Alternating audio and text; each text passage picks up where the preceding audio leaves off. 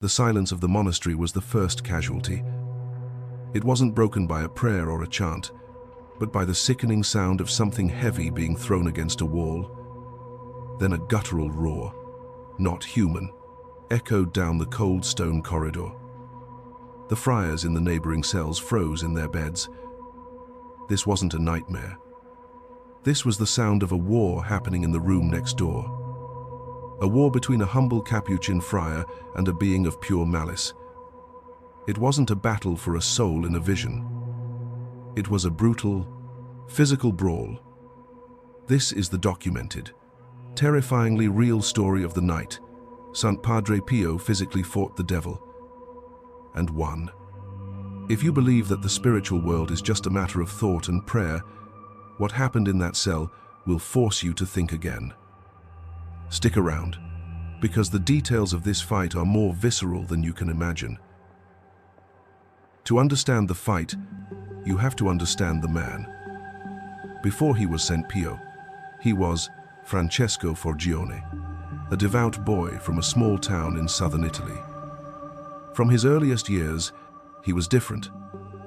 He saw things. He spoke with his guardian angel, Jesus, and the Virgin Mary, as if they were standing in the room with him. For him, the veil between our world and the next was almost non-existent. But this incredible gift came with a terrible price. If heaven was so close, it meant hell was too. When he joined the Capuchin order and took the name Pio, his spiritual sensitivity became a homing beacon for the darkest forces imaginable. He wasn't just another priest. He was chosen for a special kind of suffering, a special kind of mission. The devil knew it before anyone else did. And the attacks began almost immediately, long before he became world famous.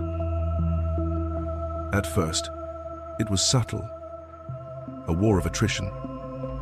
During his long hours of prayer, the enemy would try to break his concentration. Horrible, blasphemous thoughts would flood his mind, images of depravity forced upon him. When that didn't work, the attacks became auditory. Loud, crashing noises would erupt in his supposedly silent cell. He described hearing screams, roars, and unsettling whispers that seemed to come from nowhere. His few belongings would be thrown around the room.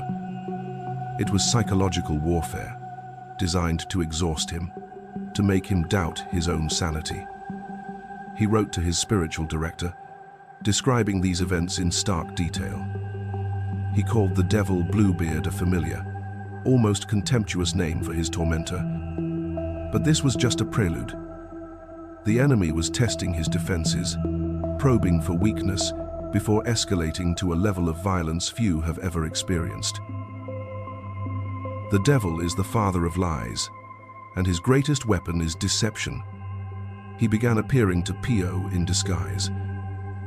Sometimes, he would take the form of one of Pio's superiors, giving him false orders to test his obedience. Other times, and most cruelly, he would appear as a holy figure, Jesus, Mary, or Saint Francis. For a moment, Pio would feel a surge of divine consolation, only for the vision to mock him, twisting its sacred face into a mask of pure evil. The goal was to shatter his trust in God, to make him unable to distinguish the holy from the profane. But the most common form the demon took was that of a huge, terrifying black cat. It would sit in his room, watching him with glowing eyes, a silent, menacing presence. These weren't just temptations. They were personal, targeted assaults, and they were about to cross a terrifying line. The psychological torment wasn't enough. The visions and noises failed to break him. So the enemy changed tactics. The attacks became physical. This is the part that is hardest to comprehend. We're not talking about a feeling of being pushed. We're talking about real, tangible violence. Padre Pio would be dragged from his bed in the middle of the night. He would be beaten by unseen fists, leaving him covered in bruises and sores the next morning. His fellow friars would find him weak, feverish, and sometimes spitting blood, unable to explain the source of his injuries except to say, "Bluebeard paid me a visit." They found his cell in disarray, furniture overturned, a testament to a struggle they could only hear, not see. This continued for years. An unrelenting campaign of physical abuse at the hands of a demonic entity. And it was all leading to one specific night, one final, all-out assault. The most famous and violent confrontation took place in cell number 5. By this point in his life, Padre Pio was already bearing the stigmata, the visible wounds of Christ. He was a powerhouse of grace, drawing thousands of pilgrims for confession. He was, in essence, a major threat to the kingdom of darkness. The devil's attacks intensified, culminating in this one night. It began, as it often did, with a presence. A feeling of profound cold and a suffocating evil filled the small room. Pio was in prayer, preparing himself. He knew it was coming. Then they appeared, not as one entity, but as several. Monstrous figures, described by Pio as demonic giants, materialized in the shadows of his cell. They were no longer hiding, no longer using tricks. This was a declaration of open war. What followed was not an exorcism. It was a street fight. The beings lunged at him, pulling him from his chair. He was thrown against the wall with tremendous force. The sound, as heard by the friar in the next cell, was like a piece of furniture being smashed to pieces. They beat him relentlessly, striking his body with what felt like iron fists. He cried out, not in surrender, but invoking the name of Jesus' Jesu. "Maria," he yelled, his voice strained with pain. The fight was a whirlwind of violence. He was thrown to the floor, kicked, and tormented with blasphemies whispered and screamed directly into his ear. The objective was clear: to physically break him, to injure him so severely he couldn't perform his duties, couldn't say Mass, couldn't hear confessions. It was a desperate, brutal attempt to silence a weapon of God.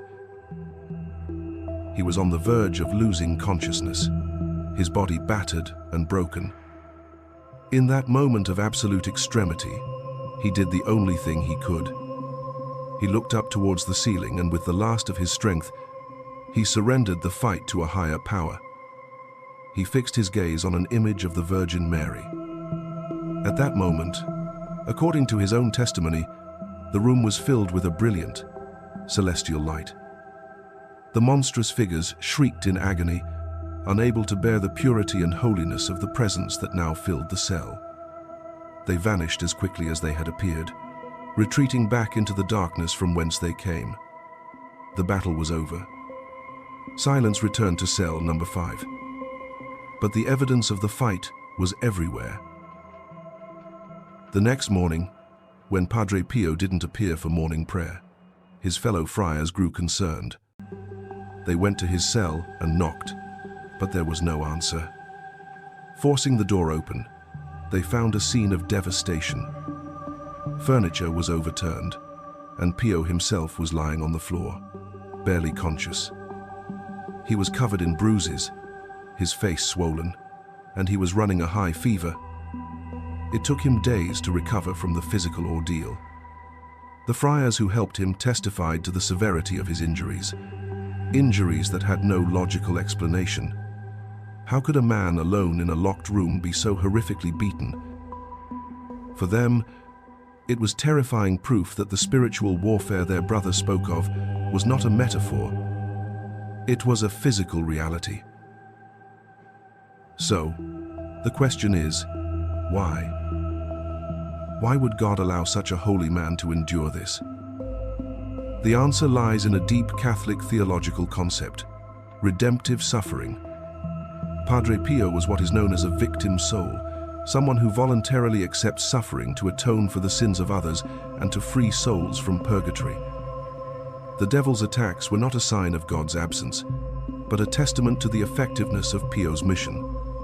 Every blow he endured, every torment he suffered, was a spiritual victory that won immense grace for the world.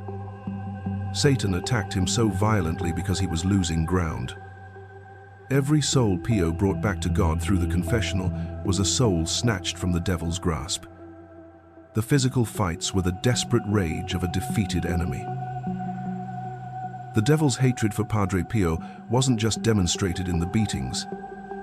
It was confirmed during exorcisms performed by other priests. There are numerous documented cases where, during an exorcism, the demon possessing a person would be forced to speak about the Friar of Pietrelcina. The famous exorcist Father Gabriele Amorth recounted several instances where the demon would scream in agony at the mere mention of Padre Pio's name. In one famous case, the demon was forced to confess why it feared him so much. It screamed, "He snatches souls from us."